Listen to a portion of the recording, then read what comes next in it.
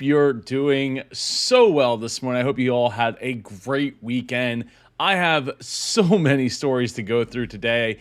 It's been kind of crazy. Um, Real quick, I got a new lighting setup, so hopefully no more bald comments will be coming through here because I changed where the lights were, reconfigured some things, and all that. Anyway. Today, I have a fully stacked lineup. We're going to talk about share trading for Evergrande has been halted as of about 9 hours ago on Monday trading in Hong Kong. Kanye West has a Yeezy Gap hoodie that sells out hours after launch, and it was $90 for a hoodie. I'm a big Kanye fan. I'm interested to see what they had to say about that. Amazon wants to set an example with influencer counterfeiting case. I thought that this would be really interesting to bring up since a lot of entrepreneurs, including myself, do Amazon, sell stuff through Amazon. So I thought it was a good idea to bring up, what not to do when selling through Amazon. Disney works to combat merchandise madness for its 50th anniversary merchandise with standby and virtual queues. General Motors has found a clever way to deal with the lack of chips. Is it a clever way? I got some thoughts on that. We'll get to that later on. Tesla Autopilot loses its strongest rival as GM has halted the Super Cruise rollout. If you're not familiar with the Super Cruise, it was in their Cadillac line and enabled their Cadillacs to drive themselves more or less on the highway. And there's a whole I'll go into that later. And then finally, Philadelphia is working to, and I caught this on Good Day Philadelphia here. Philadelphia is working to establish permanent outdoor seating citywide, which I didn't know that was a thing that it's that big of a deal or that hard for them to go about doing, but apparently it is.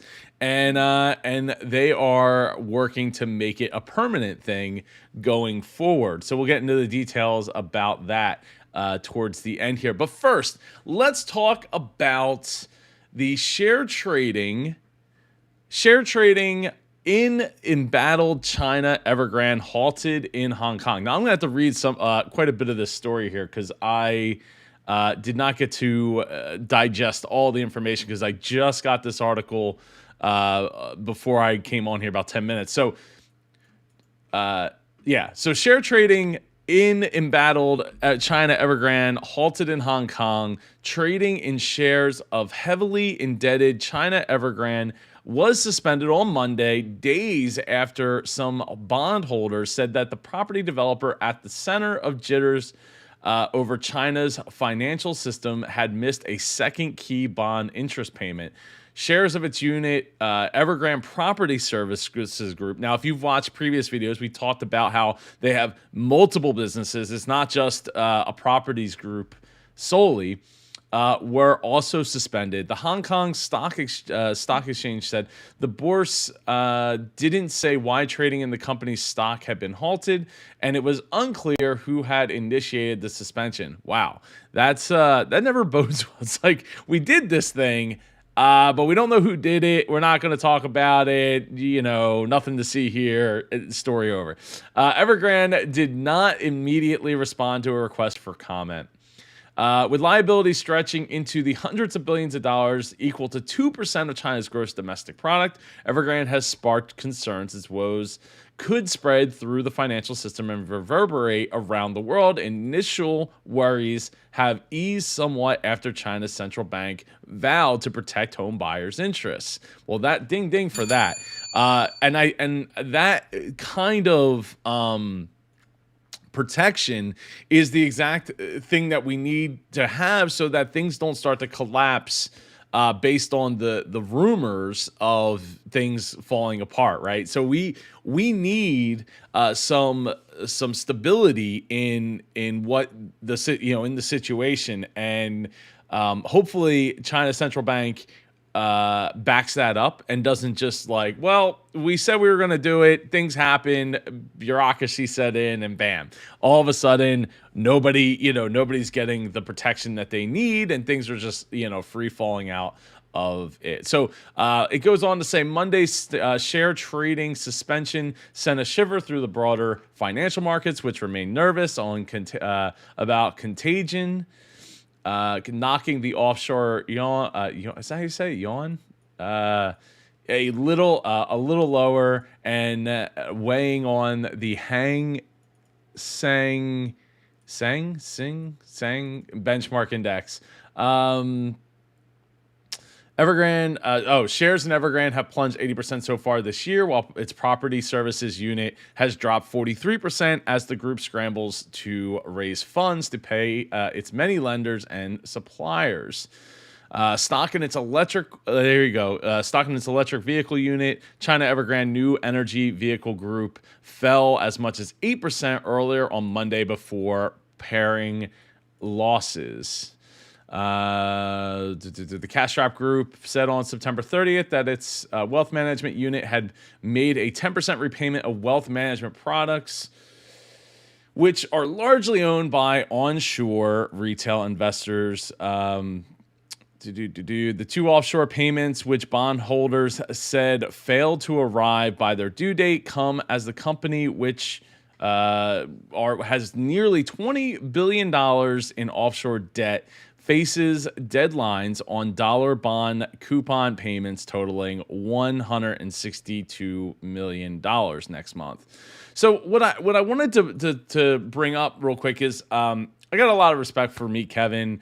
I know he just did a video yesterday or day before talking about how he thinks that this is all kind of overblown, and when we think that there's going to be a crash, that it actually has the opposite effect. We don't end up having a crash because of it. Now, I think that if the home buyers are protected, I think that we will be able to see mostly smooth sailing coming out of it. But if something goes wrong, because I don't want to be like, hey, the sky's falling, ding ding ding, sky's falling, we gotta ring the alarm. I think that if they can protect the home buyers and they start to maybe restructure the company, and have people actively trying to fix the problem rather than, hey, everything's cool, everything's fine. Like we are way overextended, and we just cannot, with the current situation, we cannot provide the money for our lenders and our suppliers. They have to be taken care of, because if they're not taken care of, the ripple effect of that alone could be catastrophic on so many levels, right? Because they have lenders and suppliers themselves that they got to get paid, and then the ripple starts to feel.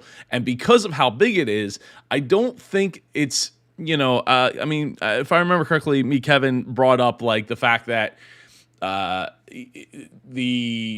hedge funds only had like 2% of or less than or 0.2%, or I don't know, some very small amount of money held up in like I think we said it was junk bonds or something to that effect. And it's like, oh, okay, well, that's not the overall problem. The overall problem is that these people, these other companies that they're indebted to need to get paid, or else they can't pay. And then that's where it starts to really unravel when you talk about such a large scale problem.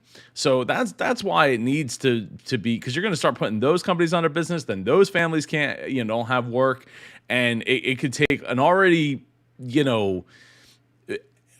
on the edge situation through the pandemic and like push it over the edge. And that's exactly what the world market does not need. So as much as I'm not a fan of, let's just bail everybody, bail the biggest people out, they get golden parachutes, and yeah, they were overextended and they didn't do anything to fix the problem, in the year and a half of knowing that there was actually 2 years of knowing that a problem, or close to 2 years of knowing a problem.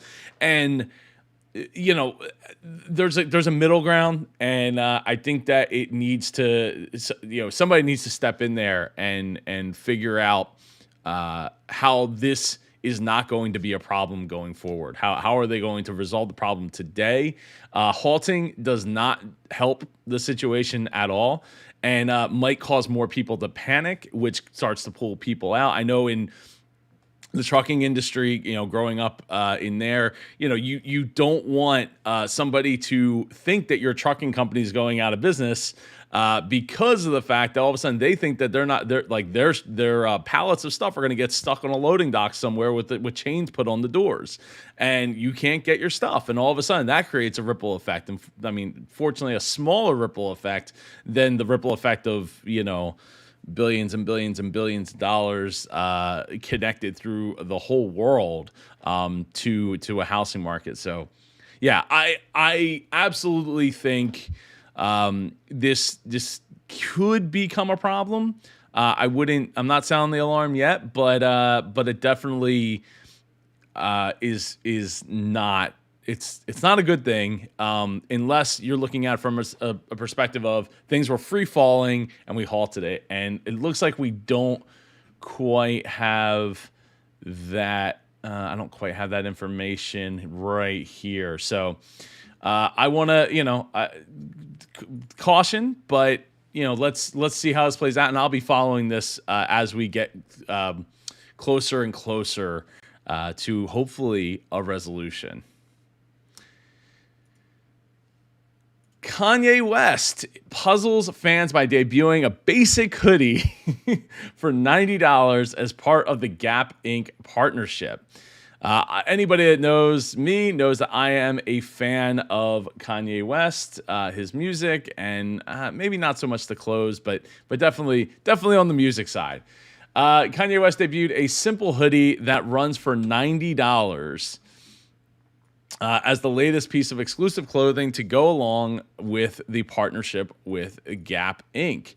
The musician and business mogul inked a deal with Gap Inc. in 2020 to create a line of clothing under his Yeezy brand. The artist previously debuted a puffy jacket that retailed for $200. Now he's debuted a very simple hoodie that comes in 6 different colors and retails for $90 adults, $70 for kids. Gap scrubbed its official Instagram on Thursday in order to make room for 6 posts, all featuring the relatively basic looking. Oh, let's see if it's still there, because this was on Thursday. Oh, it says scrubbed. I don't see. I guess they have posted since. When's this post from? That's from June 15th. Huh. That's an interesting idea to, I guess, delete your grid there to make room for him or for his stuff. To make room for 6 posts. Reports that users can go to special Yeezy store on the Gap's website, where users will be prompted with questions about their fit preferences before being taken to a virtual fitting room to pre-order the hoodie. So while I am a fan, expected wait time roughly, yeah. So while I am a fan of Kanye,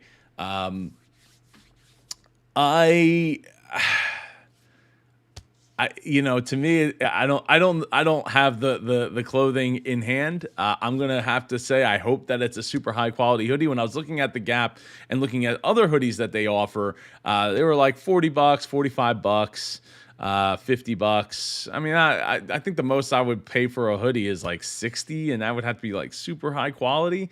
But at 90, it's like you add Kanye's name to it, and all of a sudden it adds value to it. I'm open to the idea. I mean, obviously, I probably will never get one because they probably will sell out. They'll end up on eBay, and I'm not spending $390 for a hoodie. So, to me, it's I think it's a thought of, an expansion of the name brand, putting a name on a brand and making it go, right? So this says Bloomberg notes that Yeezy brand is valued at roughly 3.2 to 4.7 billion, and that Gap tie-in alone could be worth almost another $1 billion, according to bank estimates, which puts Kanye extreme, like over like way richer. The video that was at the top of this original article here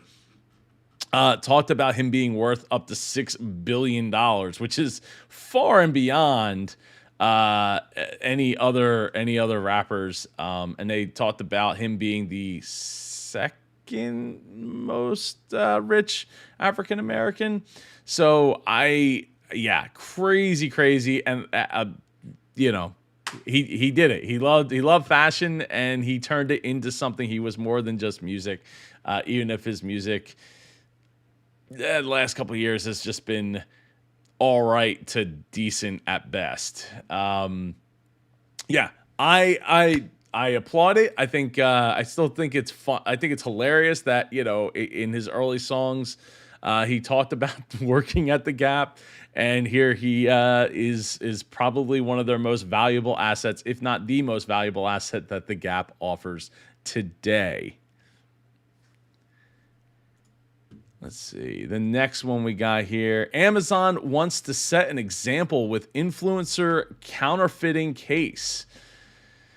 So, there's this article goes on a bit, but the understanding that, from what I understand, is that they were these influencers were setting up shop on Amazon and then referring people to those Amazon shops that either they set up or were in partnership with in selling counterfeit products, and they want to apparently make a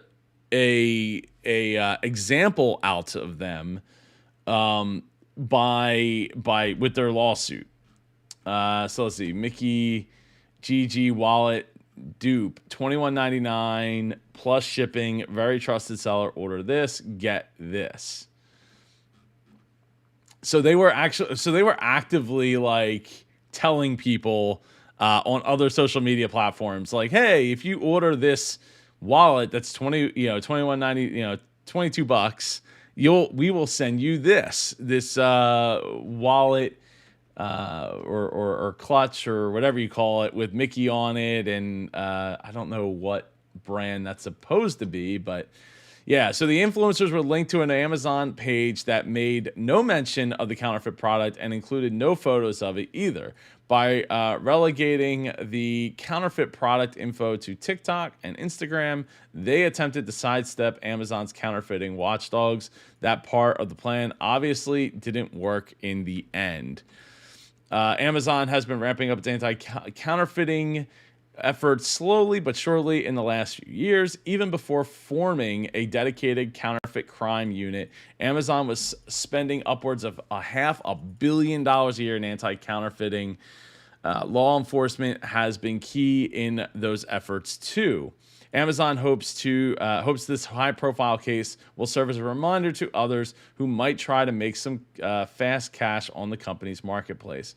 So I guess my question is why bother going through Amazon at that point? Why not just set up your own website and use like WooCommerce, and then they'll take 0% outside of like your PayPal or credit card fee, which will be way less than that. I'm not trying to give ideas to people, but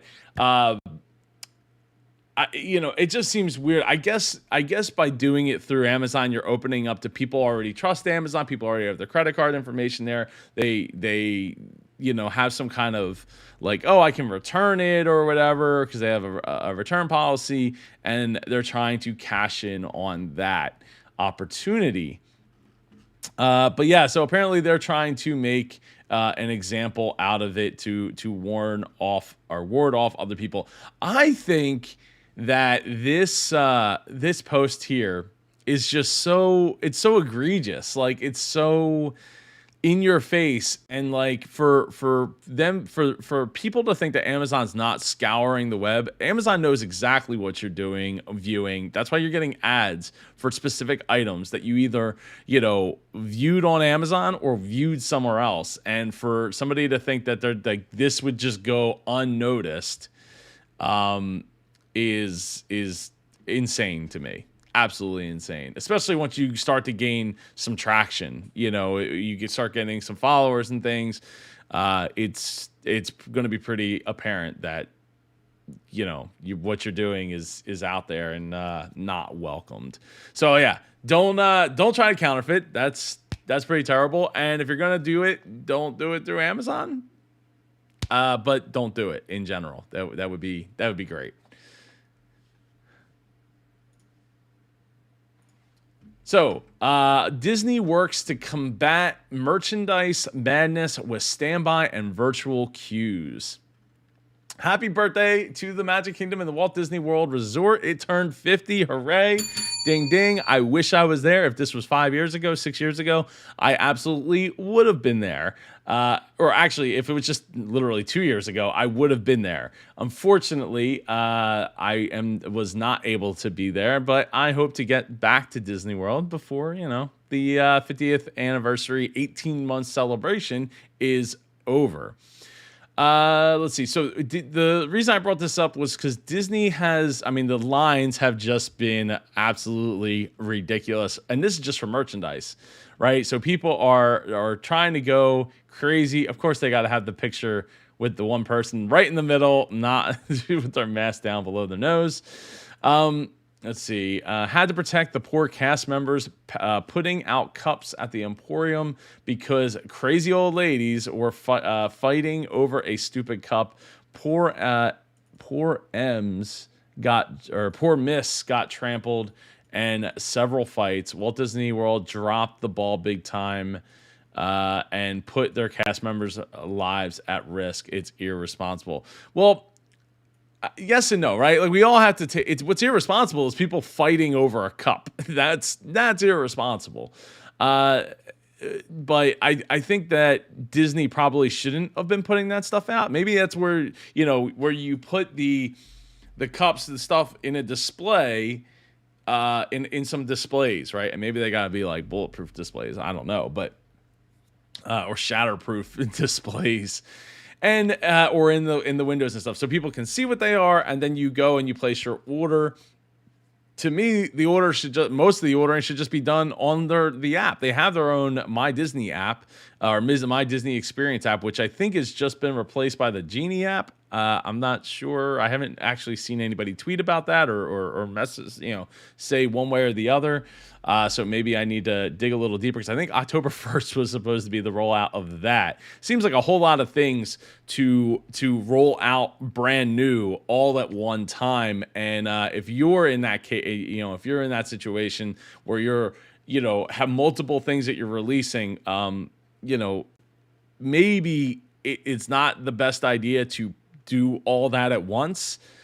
Maybe stagger it so that your people have an opportunity to train up and to know what's going on and what's coming down the pike. So it goes on to say merchandise madness strikes hard today on Walt Disney World's 50th anniversary with extremely long lines. As the morning went on, cast members started to manage the madness with different strategies. As the virtual queue went down in the hours after opening, that is not good. Cast members started to start a standby line outside the building using the same ropes used during the traditional parades. Looking back up the street, the queue is fairly spaced yet very long. In fact, it was reaching back up to the train station, which is like all the way. The train station is like all the way over here. So that's it's a pretty decent distance if it got all the way back to the train station. If you or your friends or your family are at Disney World, or in particular the Emporium on Main Street, USA at Magic Kingdom shopping today, please be kind to cast members and other shoppers around you. Supply chain Shortages facing the stores are hitting them hard, making supply and demand topple over into what feels like a merchandise scavenger hunt. Know that Disney has ordered lots of merchandise and it will continue to be put on the shelves as it arrives. Like Cinderella, use patience, have courage, and be kind. So I'm sure this is just one of many stories that Disney has had to deal with coming out over the course of the last year and a half since Mr. Bob Chapek took over Disney CEO position. And it just seems like it's like they could have been a lot better planning. And I want you to think about what you're doing to have a plan and put that plan to action as you go forward in your business, and enable things to have a great, not only customer experience, but also team member experience. That is not a great time for for your team to have to be dealing and be like, okay, we're gonna like set up a makeshift line here because we didn't have a plan. Disney absolutely knows that when they come out with new merchandise, people line up. I mean, I've seen it time and time and time again, firsthand and through pictures, that Disney has their super fans that will show up and be there in line for an hour, 2 hours, 3 hours for a pin. And when you're talking about the 50th anniversary, I just feel like there's so much more. And the whole supply chain shortage thing, Disney knew it was their 50th anniversary. They've been planning over 5 years for this anniversary. So it's not like this is a surprise, like 50th anniversary snuck up on us. They've known and have had the designs for a while and got stuff in, though maybe they didn't have the place to store it and or didn't order enough, thinking, oh, we're going to be fine. But you've had a year and a half to get as much in as possible and to satisfy the amazing amount of crowds that show up for this kind of stuff. So I'd love to see for them to do a better job going forward with managing this. And look, first day is always going to be crazy. Even the first day of Disney World, or Disneyland, sorry, the asphalt was still dry, was still kind of moist, wet, and sticky when people were coming into the park on opening day. So things happen, but they have over 50 years just in Disney World time of experience to figure this out, and over, I don't know, almost 70 years in Disneyland time. So I, do better. Think about that, think things through. And you know what? The one sticking point here is Bob Chapek was before becoming the CEO, was the chief officer of, I don't remember what his actual title was, but it was parts, experience, and merchandise. It was a parks, experiences, and merchandise. I believe that was the official title. But merchandise is the key sticking point. So he knows what to expect. And here we are.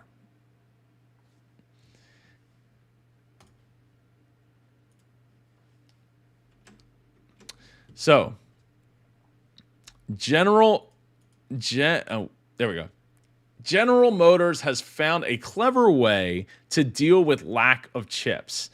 The global chip shortage may be here to stay in the long term, with some experts estimating it would continue well into 2023. But on the other hand, car makers out there are always looking into ways to speed up the recovery and reduce their impact on operations. I don't know that this is a clever way. To me, it's something that they probably should have already had at this point. So while most of them turn to temporary shutdowns, even if their best-selling models, others are replanning their supply chains in a way that makes even more sense given the current crisis. And General Motors is one of them, as the American giant plans to no longer rely on suppliers for the acquisition of chips but reach out directly to manufacturers in in this regard. In other words, GM hopes that by eliminating suppliers, it would establish a direct relationship with chip makers to allow the company to get its hands on semiconductors much faster, therefore reducing any potential disruption that could eventually affect its production. CEO Mary Barra admitted the global chip shortage wouldn't just go away overnight, but at the end of the day, it's all that she described as a solvable problem. Oh, man. Okay. Chip shortage, not a new thing. The chip shortage, really, if you've been paying attention, goes back to the middle of 2020, really even before that, when everybody started to ramp down their production and ordered less. So the chip shortage is somewhat of a, there's some parts of it is an ordering issue that stem from, oh no, it's 2020, March 2020, pandemic's happening. We're just going to kill it because we don't want to get stuck with all these extra chips. I think only like one or two companies foresaw that, hey, guess what? People are still going to buy iPhones. People are still going to buy computers, other cell phones, cameras, cars, blah, blah, blah, blah, blah. We're not all going to just live like hermits under a rock in our house. So, to me, this is, I don't want to say it's too little too late, but it's kind of mind-blowing that a company as big as GM is making the decision now at the end of 2021, 18 months into the pandemic. They're like, oh yeah, we're gonna come up with a clever way. We're going to go direct and buy our chips direct instead of going through manufacturer, or a third party, which. You make cars. Cars have had chips in them since the, 70s, 80s, definitely the 80s, but maybe 70s. How was it, and it took this long to realize, we can't ship these cars. They're all sitting on the side. We have all these completed, quote unquote, completed cars sitting on the sideline waiting to be sold, but they can't be sold because we're missing the critical pieces to the car. And it took 18 months to come to the realization that maybe we need to do something different. Meanwhile, Tesla is outperforming their estimates through the supply chain. Why? Because they get their stuff direct. That to sit back and say, well, who could have thought? How could this have happened? Blah blah blah. Like, it's incredible. It's absolutely incredible to me that GM could wait this long.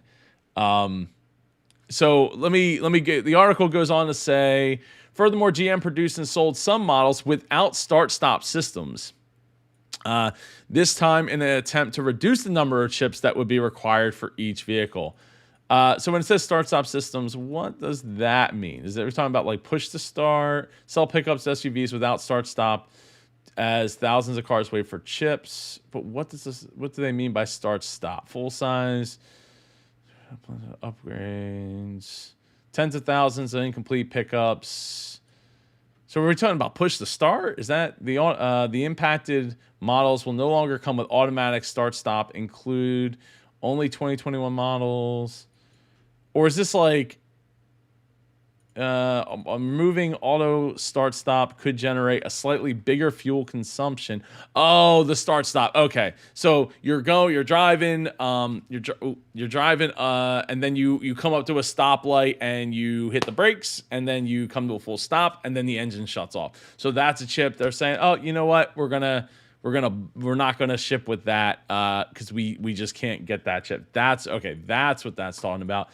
This time, in an attempt to reduce the number of chips that would be required for each vehicle, a forecast released by market research firm IDC estimates the global chip shortage would be resolved next year, emphasizing there's a risk of oversupply in 2023. In other words, foundries across the world might invest so much in increasing their production that they would eventually end up with building more chips than the industry needs, therefore creating a gigantic inventory without enough customers to help help maintain the same pace of chip manufacturing, which means that the price could, for certain devices and things, could come down as they try to sell off and make sure that people get, they're not sitting on this inventory, paying taxes on this inventory, et cetera, et cetera. So that's not necessarily a bad thing from a consumer standpoint, but the chip shortage. There's a couple pieces to it where it's not just about the fact that they ramped down their ordering, so they made less wafers and didn't produce as much from those foundries or from those factories. The other end of it was that there was actually an actual silicon shortage of sand, because that's what silicon's made out of, and that I haven't heard much about that. In fact, maybe I should, for tomorrow's EntrepreNEWS, I should look up where we are with that, with the actual sand issue that we're running into, which I find it so hard to believe that was a thing and or still a thing. But we will see, and I will keep you up to date with that going forward here on the EntrepreNEWS. You do it. Says, I prefer Ruffles. Those other chips ain't so good, even with dip. Ding ding. I agree. They should visit Wildwood Beaches. We have plenty. I'm not sure if it's a specific type of sand. It might have to be a specific type of. I assume that there's multiple types of sand out there in order to make the in order to make the chips, the wafers for the microprocessors. I will have to talk. Maybe I'll have a chat with my friend Mike and get some clear answers on that, as well as doing some searches. Let's see. Tesla Autopilot loses its strongest rival as GM halts Super Cruise rollout. Now, I'm wondering, before we get into the article, I'm wondering if it's because they can't get the chips to do it. Tesla's Autopilot, most formidable rival from legacy auto, is on a break, with General Motors confirming that its flagship driver assist system, Super Cruise, is unavailable for now. The culprit behind this is, quite unsurprisingly, the ongoing semiconductor shortage, which we just talked about in the last video. So if you haven't watched that, get subscribed and go check out the last video I just put up about GM taking control of their chip supply. So if you're not familiar with the Super Cruise system, to the best of my knowledge, what it does is they had people with like all kinds of cameras and LiDAR or radar drive down, kind of like a Google Maps, and they drove all the highways to map everything. And then they took that information, put it into a Cadillac, and called it Super Cruise. And if you're on one of those highways, it can navigate the highway system on its own, mostly autonomously, right? As far as I know. So let's see. A Cadillac spokesperson confirmed that Super Cruise is not being released to any of the company's to any of the company's vehicles for now. It's not just the Escalade either, as the Cadillac spokesperson also confirmed that the CT4 and CT5, the next two cars expected to receive an advanced driver assist system, would also not be released with Super Cruise for the current model year. So this further is the chip shortage biting them in the butt, and they're saying, well, we can't just keep these cars on the sidelines. We need to make money because we've paid all these people and paid for the products and everything to put the car together, and now it's just sitting on the sideline not being sold. Super Cruise is an important feature for the Cadillac Escalade program, although it's temporarily unavailable at the start of the regular production due to the industry-wide shortage of semiconductors. We're confident in our team's ability to find creative solutions to mitigate the supply chain situation and resume offering blah, blah, blah. The semiconductor shortage resulted in us postponing the full launch of Super Cruise in our sedans until model year 2022. Now the 2022 CT4s and CT5s will be available with Super Cruise in the first half of next year. GM has big plans for Super Cruise, though this recent halt seems to be the latest roadblock in the automaker's efforts for the system's wide rollout. Prior to this recent announcement, Super Cruise rollout met with some speed bumps as the Chevy Bolt and EUV were meant to be equipped with the system faced a production halt due to the battery fire recall and replacement campaign. Being one of the best reviewed driver systems on the market, Super Cruise is equipped with features that are quite comparable to Tesla's Autopilot. Unlike Autopilot, however, Super Cruise only works on pre-mapped highways, making it somewhat limited. I would say pretty limited. Personally, it is nevertheless impressive, with Consumer Reports dubbing it as the best active driving assistance system in the market last year. So I think that it that's awesome, but since it's such a predetermined system that it can utilize, kind of creates a problem when you're like, oh well, what's next? What's the next step? And in GM's case, with their Super Cruise system, this means that they're not setting themselves up for success for the road ahead. They're trying to offer something right now. What can we do? We put cameras, we put systems on a car. We go out. I think they contracted a third-party company for this, and they drive around to map everything the way it is today, but that doesn't mean that that's the way it's going to be tomorrow. And by utilizing, I know Elon is not a big fan of LiDAR, but utilizing LiDAR and cameras, they are enabling the car to be able to navigate itself on a highway. That's awesome, but as highways continue to change, they're going to have to go back and remap that, and that does nothing for the future of being able to like get in my car and then just be like boop boop boop, or just tell it I want to go here, and it backs out of your driveway and takes you to wherever you want to go. That's the future. And even though it's taking Tesla longer than I'm sure Elon would like to admit or wants it to take, it is the better option going forward because of the fact that they're enabling themselves to have the time to develop cameras to be able to do all of the things. That doesn't mean that we should go to sleep and take a nap in our car yet. And if you do, you're doing it wrong. So I'm open to the idea that that Super Cruise could work, and maybe it is their first, their baby step into it, and that's why they're doing it with Cadillac to start, and this really puts a hamper on it. But I still think that it's not the ultimate solution, and that Tesla is going to be that much further ahead of them down the road. And I mean, I even if Teslas don't drive, their Autopilot doesn't drive as good as Super Cruise does right now, the opportunity for the Teslas to drive better is there, and will absolutely get there, even if GM might be beating them in the short term, with what they decided to roll out with.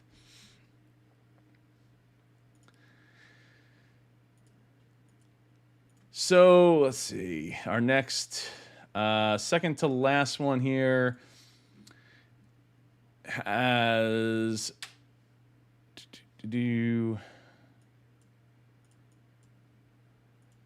so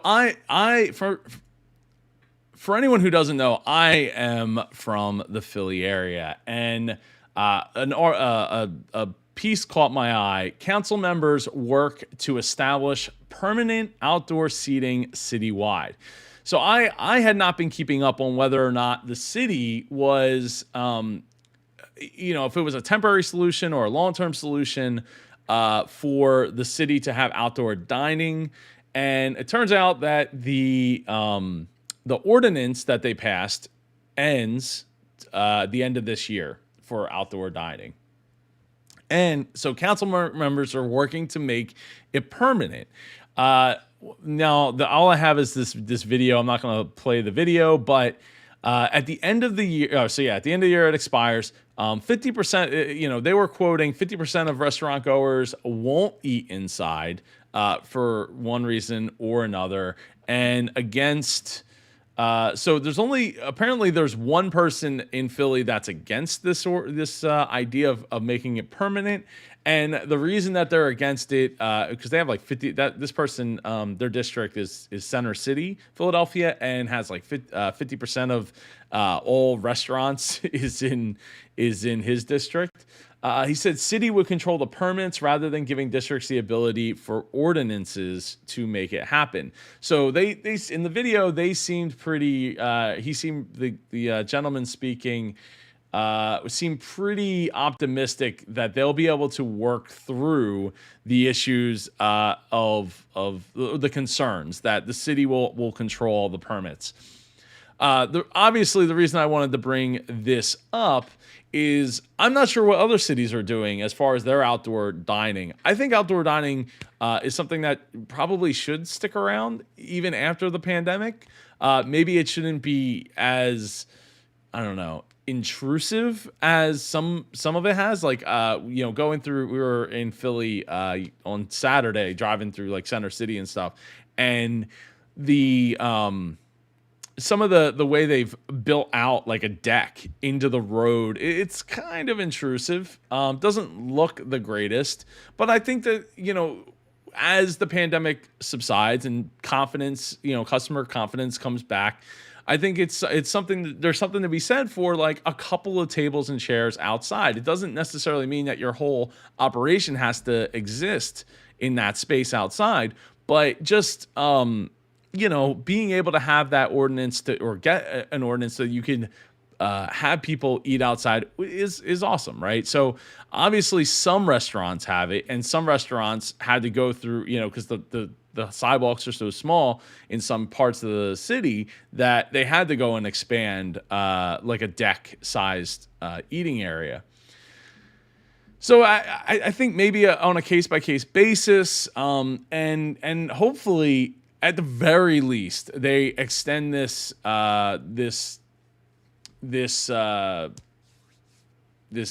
ordinance through the end of maybe next year.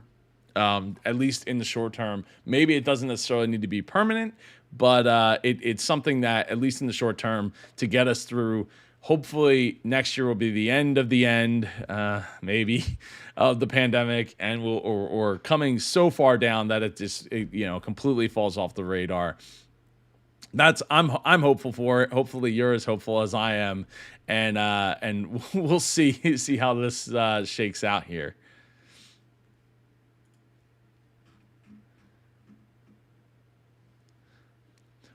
Finally today, Exxon sees green gold in algae-based fuel. Skeptics see greenwashing. The oil giant, under pressure to address climate change, says it is getting closer to making a biofuel viable. Now, on Fox Business, I was watching this video because I thought this video was like a current video. Yeah, it's not. It's actually from 2012. It talks about Obama as president. And I was like, whoa, wait, what? Are they like talking about it as in the past? Or no, they were talking about it as in that was the future.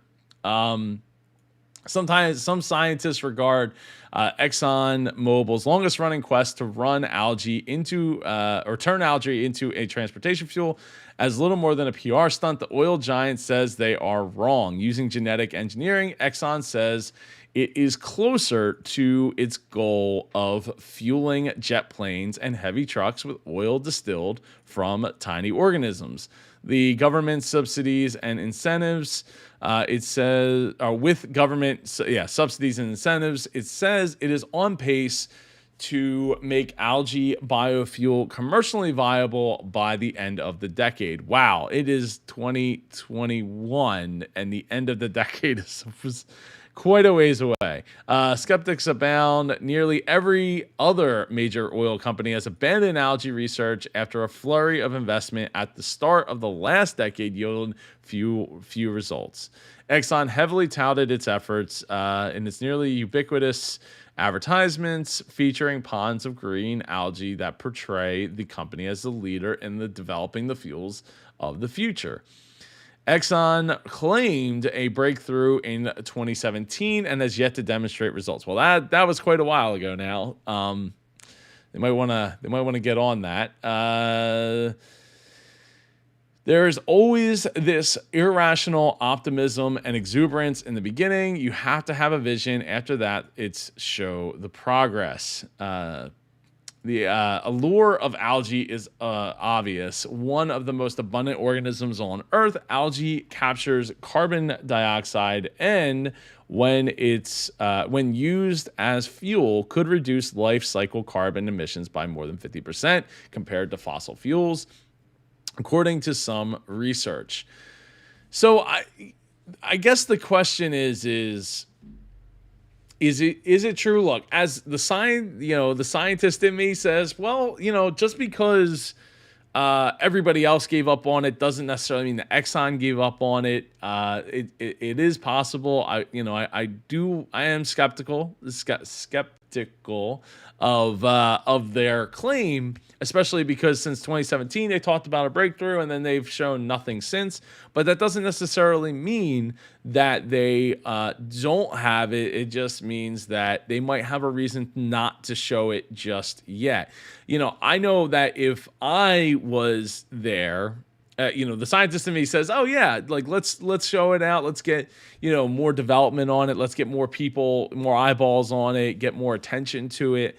More than just a PR stunt of doing some commercials and talking about how great it is. But the business person in me says, well, if we put it out there and we show the results right now when it's still early, it might actually lend to more skepticism, because we were only able to have that breakthrough in like one example, one way, something to that effect.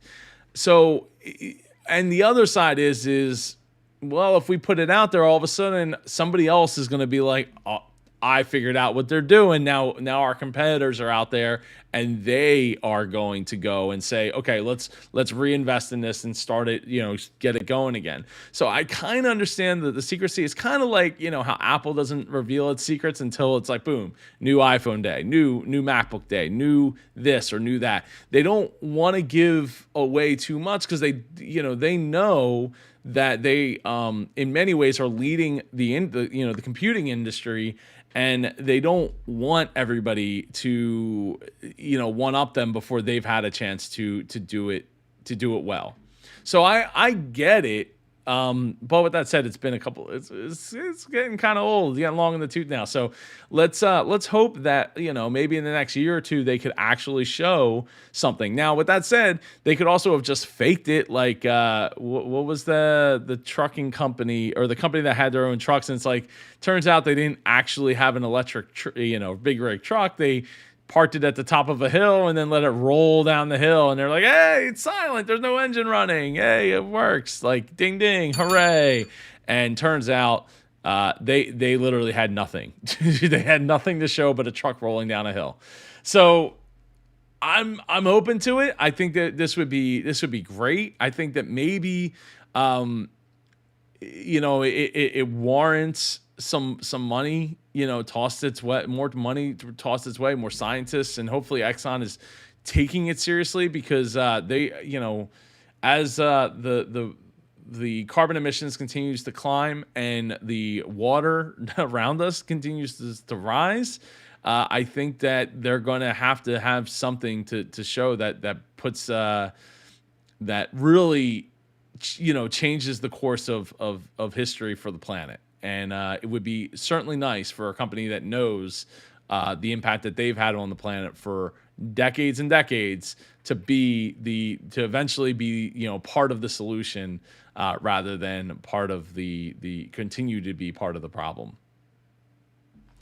Well, I appreciate all of you watching today. You do it. I greatly appreciate you watching the live stream today with me for the EntrepreNEWS of 10. What's today? The 3rd, the 4th, 10/4/2021. I will be back tomorrow with more news articles. I hope you've been enjoying the channel. I hope you're enjoying this new lighting setup I have. It looks I'm still dialing it in a little bit. Love to hear about it in the comments. I hope you have an amazing day, and I will see you in the next video, which is going to be over here. I'm getting better at this.